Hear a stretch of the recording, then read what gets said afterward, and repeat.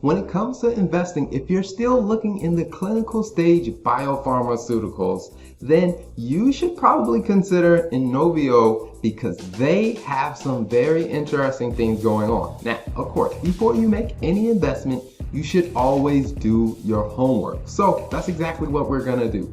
Let's look at this company. Now, in the first area, when we look in their immunology, and I could say oncology falls under that as well. When you look at a lot of the research that they're doing in this area, they have some pretty good products that are in their kind of their middle stage. Because when you come down to testing for pharmaceutical products, you have your pre-clinical trials, you have your phase 1, phase 2, phase 3, and then you kind of go to approval levels. So they're kind of in that phase 1, phase 2 with a lot of their products. Now, when it comes to immunology and oncology, you have to ask yourself, do people have a lot of problems in this area? And cancer is definitely a very big problem. And immunization is definitely also something to definitely keep in mind.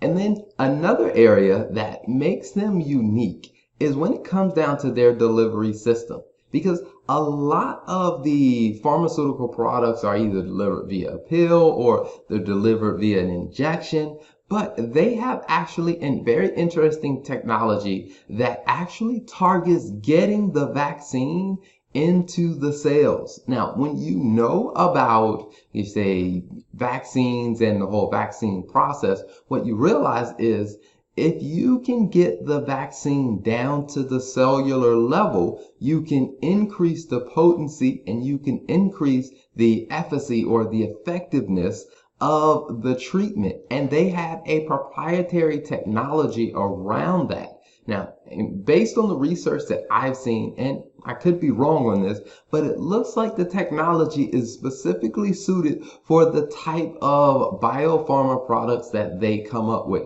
It doesn't appear to be something that can be used across the board. Now, there may be potential for that, but right now, from what I see, they use it in-house with their products. And then the third area is going to be viral treatment. Now, this is where they start looking at a host of challenges, whether that is HIV, Ebola, SARS, and also one of the very big ones that is on everyone's radar is COVID-19.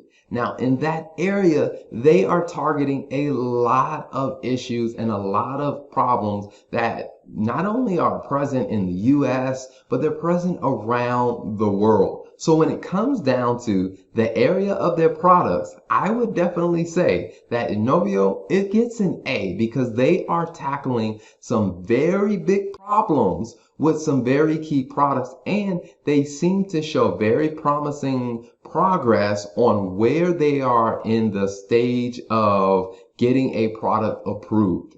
Now, the other area we want to look at are the finances. Now, when it comes to preclinical trial, or I guess say preclinical biopharma companies, you will notice that their finances tend to look very different because when they're at that stage, they haven't reached a point where they really have a approved product that they're actively selling. A lot of times what you'll see is that they're burning through a lot of cash. You'll see that, they may have very little revenue. They'll have negative profits, and they may have cash on the balance sheet if they are able to have access to cash, but you'll also see that they're burning through a lot of cash because they're doing a lot of investment and testing because they haven't reached an approved product yet. So let's take a look at their finances.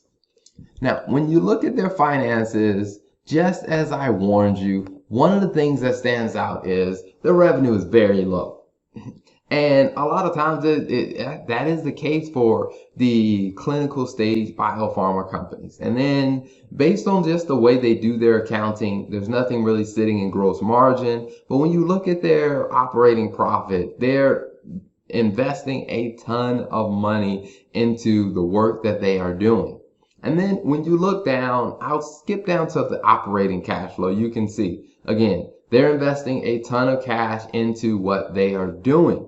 But the thing that stands out to me in a very big way is their access to cash. If you look at the trend of where their cash balance has been going, it shows that they have access to cash, which brings me back to a point that I made earlier. When you look at their products that they are testing and the things that they are building out, some of their products or some of the testing that they are doing is funded in-house, some is funded by external sources, which means it gets them into an interesting position, which allows them to have access to more cash because they're not just using their cash. Now, when it comes to these clinical stage biopharma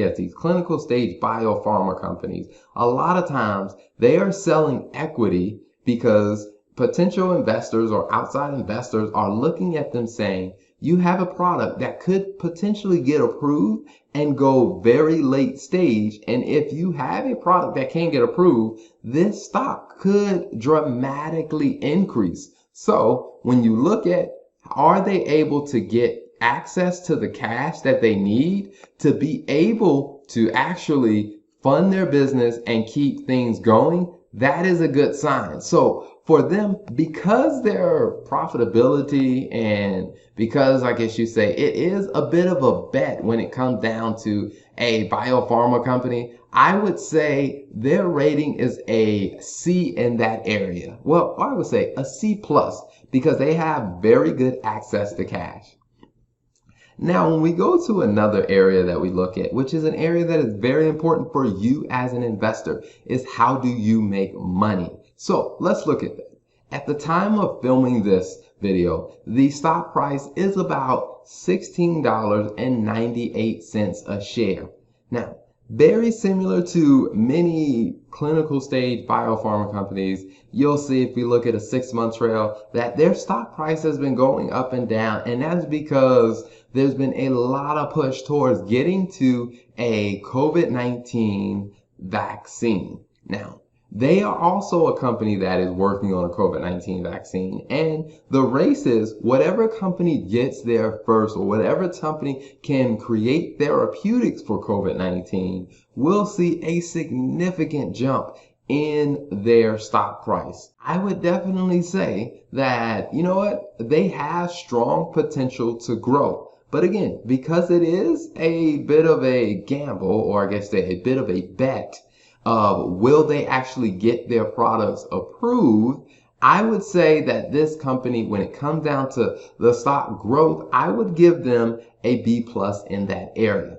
So there you have it. When we look at the product, they are working on problems that a lot of people have, and they are making pretty good progress or promising progress when it comes down to their clinical trials. So I would give them an A when it comes to products. Now on the financials don't look that great, but they do have great access to cash, which tells me they can continue to fund their operations to keep their research going. So in that area, I give them a C plus. And then when you look at their potential for stock growing, and which is where you make your profit, I would give them a B plus in that area. So, which rounds their total grade out to a B plus. Now, if you're looking for a company to invest in the clinical stage biopharma, I think Inovio is one you should consider. Again, before you make any investment, make sure you do your own research.